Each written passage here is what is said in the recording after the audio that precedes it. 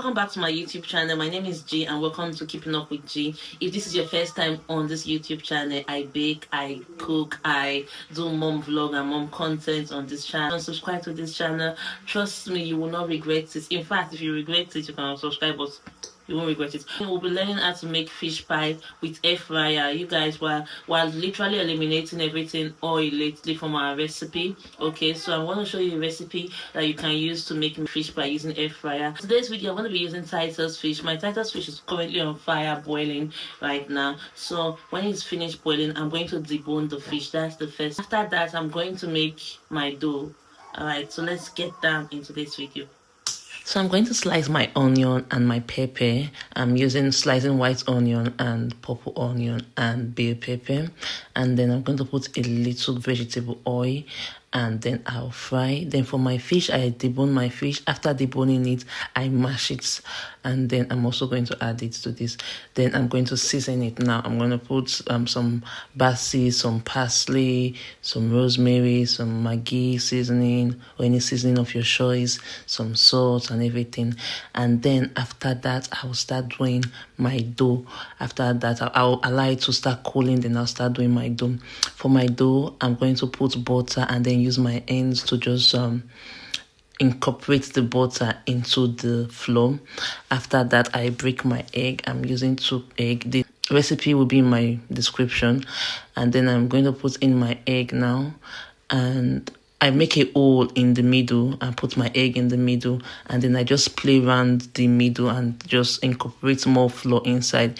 I'm also going to put in milk also. This milk is optional. You can decide to put milk and you decide not to put milk. So also in the middle, that's the hole that I've digged. And I just go round and round and round. It's the traditional method of doing dough. Now you can actually use your mixer, your hand mixer, your cake mixer. There's a this thing you can use it to actually do this dough. But I rather use my hand so as to not overdo work my dough. So my dough does not become, I don't know how to explain it now, but I rather use my hand. It's quite messy, but your hands will be clean, obviously. You clean your hands, you wash your hands and everything. And then you start to knead in. After digging your hole, you start kneading in. After making your dough, you let it sit for a while. You cover it in cling film and then you just keep it for a while before using it. But then I'm baking for my family, so I'm not going to let it sit for a while. I'll just go straight to baking. I'm going to cut my dough, a portion of it, and then start using my rolling pin on it. I'm going to roll in the shape. There's no particular shape per se, but you know, this thing has a traditional shape they come with. So you can do any shape you like, but the traditional shape for fish pie is this particular shape. So I'm going to use this traditional shape for fish pie. It's just like meat pie. You can use any shape for meat pie, but there's this traditional meat pie shape.